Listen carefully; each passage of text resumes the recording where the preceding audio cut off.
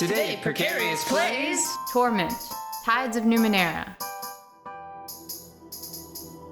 Oddette, you wanted to play this game because Pat Rothfuss wrote a character for it, right? Yes, and it also sounded like it had just the kind of BS that I like. Well, I'm pretty upset already. It has not made a great first impression. I think that we're probably going to be using footage of the intact title screen, but Bale, if you could put up a couple of seconds of what we're actually looking at.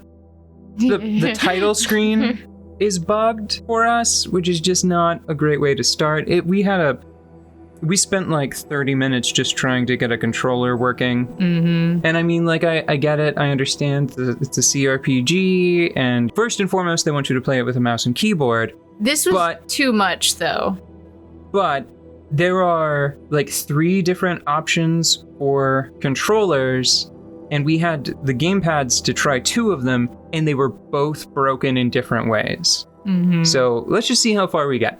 We'll just start the game, and we'll see how far we get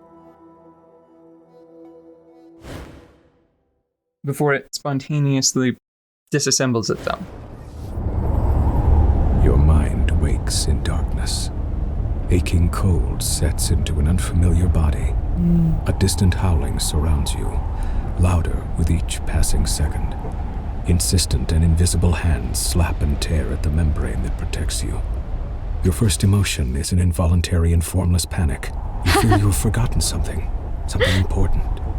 As if it once meant the world to you, but the details slip away as you grasp at them. Are you giggling because did you just have like a Hitchhiker's Guide flashback? No, it was just too appropriate with what I was actually feeling at the moment because the title screen busted and the controllers were not working, and everything about starting this recording session gave me an involuntary and formless panic.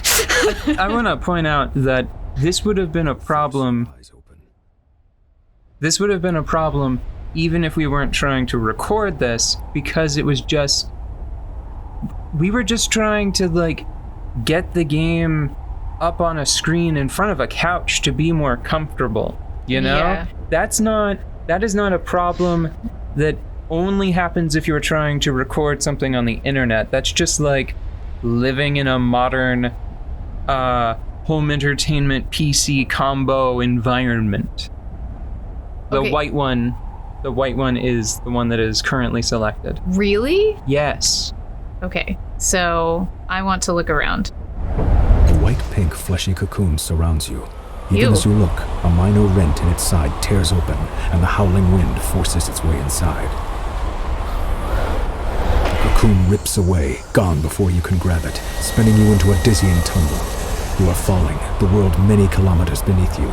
You catch a glimpse of a curved horizon, and also the ground beneath you that is approaching deceptively quickly.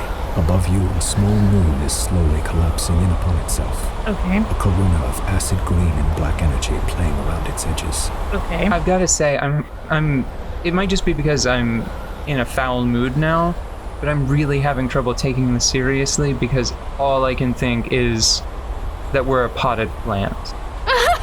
and a whale. We're gonna look over and a whale is going to be falling with us. Yeah, we are petunias. Yeah. The wind buffets you and burns your eyes, but you don't need to see the details of the faraway ground to know you're in serious trouble.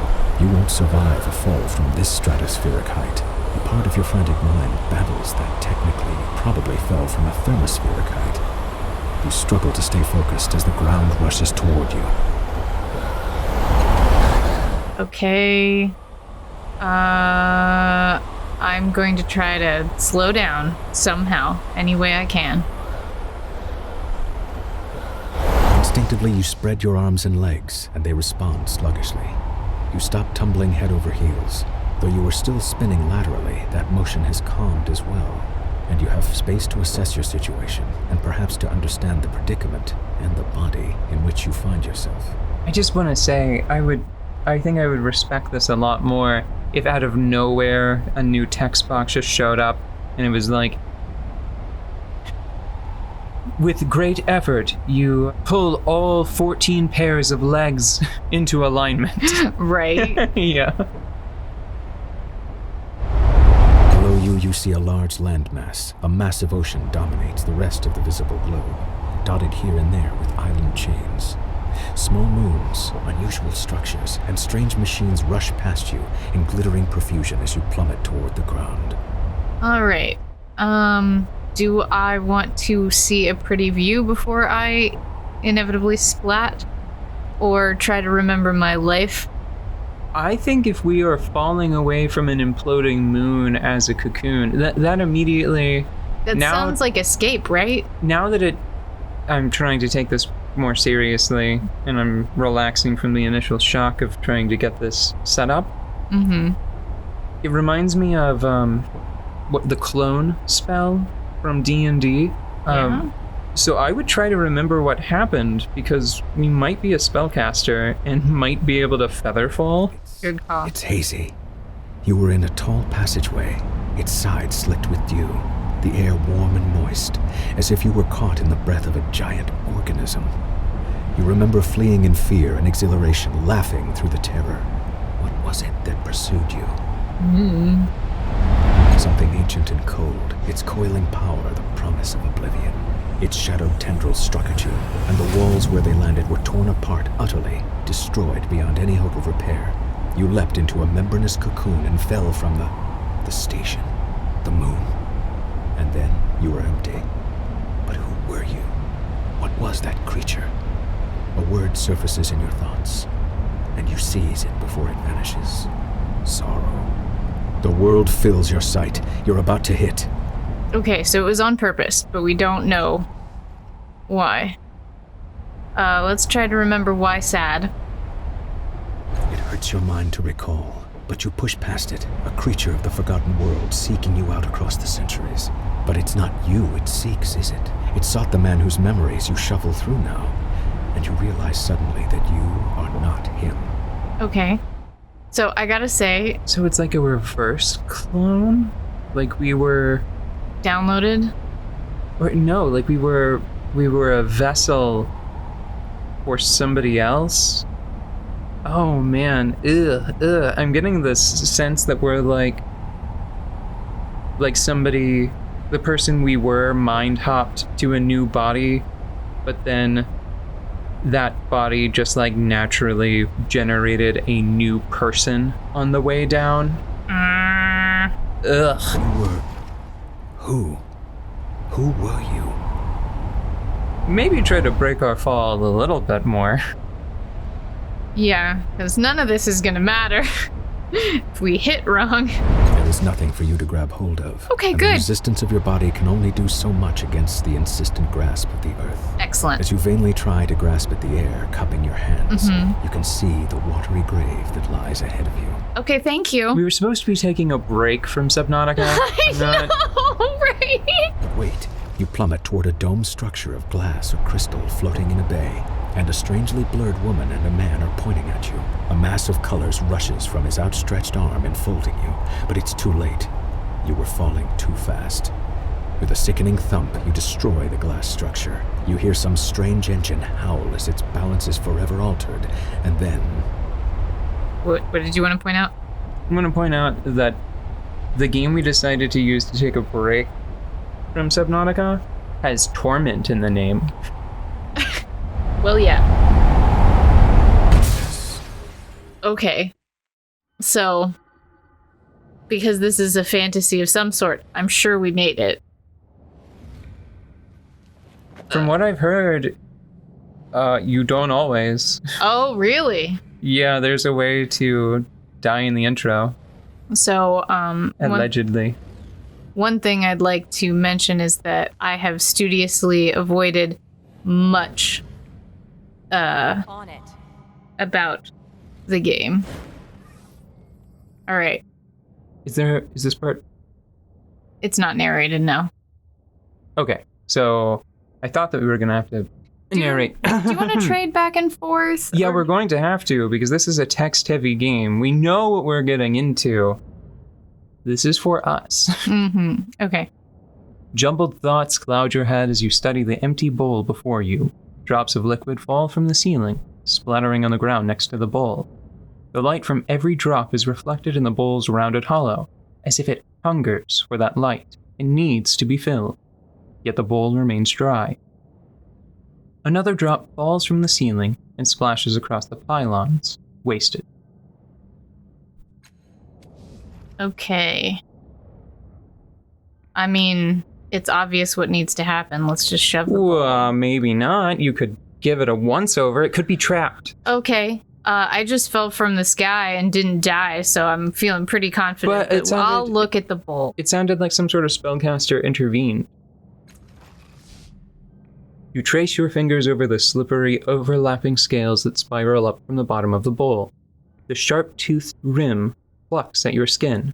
It's going to be tricky to move this bowl without slicing your fingers on the edge. You might have to put some effort into it. Reflected light streaks across the surface of the bowl as another droplet falls from the ceiling. Carefully move the bowl. Well, what if we examined it again? No. Okay, yeah? Yeah. Okay. Yeah. I know that I'm the decisionist, but this is a weird game. Ooh. Well, you're the executive decisionist in this case, because I haven't played this game. You're vice decisionist. Right. You've encountered your first task. You have 3 stat pools, might, speed, and intellect, that you can spend to increase your chances of success. This is called using effort. Okay.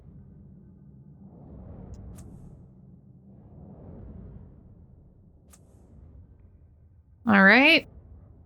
So, how much careful does this bowl need, you think?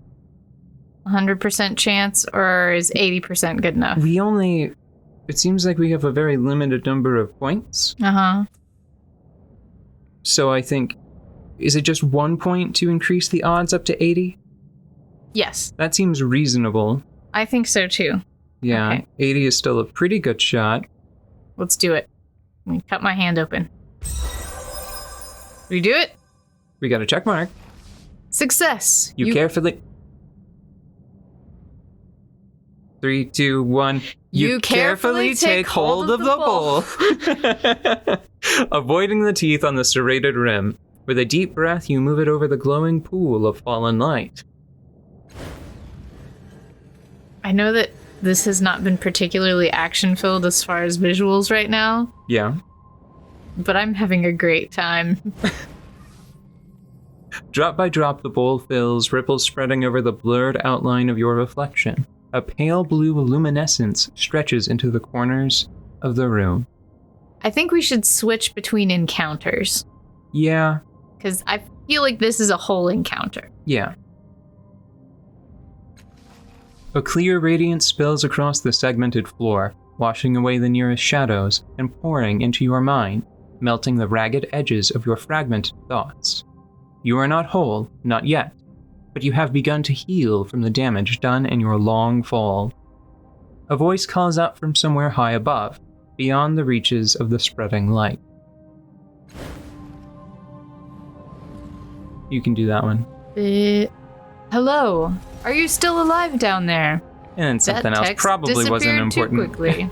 Yeah, without a prompt, you didn't press it? No, I didn't touch anything. Okay, Just so- went, bye-bye. Now we know that the ones in blue Have you are ever seen- operating on their own timescale. Have you ever seen those thingies that are made out of nails that you use to get impressions of other thingies? They're just kind of a toy. Yeah, This is what we're trapped in right now. cool. Yes. As soon as you touch the orb, a memory floods your mind. You stand in front of a rusted door. The air is humid and dark. You've had a moment's respite from this water-logged hell. What? You've had a moment's respite from this waterlogged hell. A bubble of stale Oh, I get it. Right. a bubble of stale air, your resting point. You've breathed water before, and you've lived decades beneath the waves, but this body's an air breather, and the constant pressure has been crushing you ever so subtly. Worse, your companion's mind seems to be wandering from the task at hand. He's a genius with machines, as you well know, but now he seems distracted. The device in his hands is covered in knobs, wires, and antennas. He believes it can get the two of you through the corroded door, but he's merely staring at it. Perhaps he's lost faith in his invention, but that is hardly your concern. This mission cannot be delayed. It must proceed.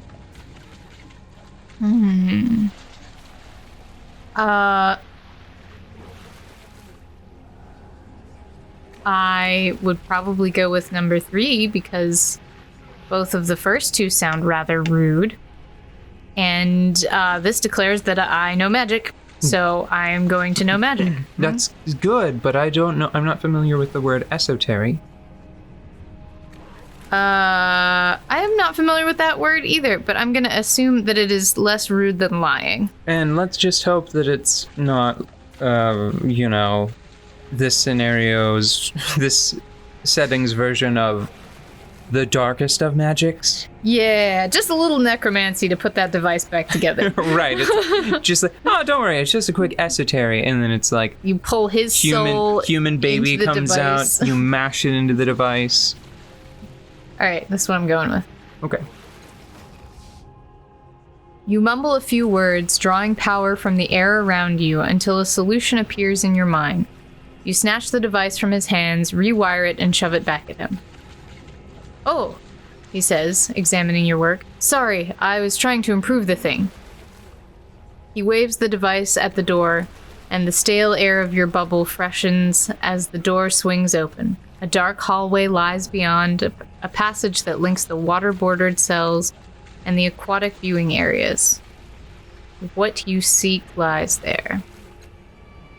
Moments later, you're underwater again, your hands closing around a strange yet familiar artifact. You need it to complete something. It hovers above a pedestal, rotating in the dark water. An electric current runs through your fingers as your hand crosses the vertical plane of the pedestal, and an iridescent field coalesces so fast that the wave of pressure dazes you for a moment. The rising pulse of a sonar alarm ripples through the water. That sounds dangerous. The guards won't be far behind. Run. Use a device. What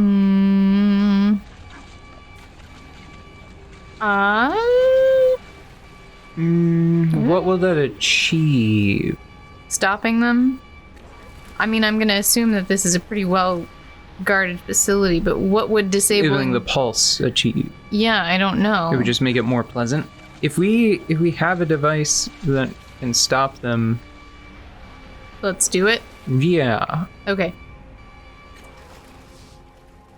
You run urgent fingers over the devices fastened to your waist, a fog rising in your mind. A few can be used against the guards, but will also turn your skin to synth steel, or the surrounding water to boiling wax. Hardly ideal. Finally, you find a small silver sphere. Setting the sphere in place, you kick desperately for the safety of a nearby alcove. The sphere whirls and unfolds into a spinning vortex. The sphere at its center speaks a few polite words in an ancient language, then begins draining the surrounding water into itself with alarming speed. The approaching guards shout, then scream, as they, too, are sucked into the whirlpool and ripped to pieces! Oh, I was hoping for maybe like a solid sleep. You allow spell? yourself a fleeting smile, but are all too aware that more alarms are going off in the distance. Okay. Great. I have a pocket blender. Or had a pocket blender. The memory begins to fade, as if you were being drawn backward through a tunnel, and you hear more pylons rising from the pit. Something is wrong. The events within the orb have settled into the gap in your mind, but the edges of it are rough, as though the memory itself is not truly yours. There's something else. A gust of sour air pulling at you, like a predator inhaling the scent of its prey at the far end of a dark, whispering field. This place is spooky. Yeah, and Alright, let's get it. I wonder if that was a more general purpose, or what are they called? Like a sense sphere from the Planescape setting of D&D, or if that was a memory that was specific to us. Was that a personal memory, or was that someone else's? Well, and who is us and who are we? I think that it's We're a beautiful cocoon baby. Yeah. We're a caterpillar, is what we are.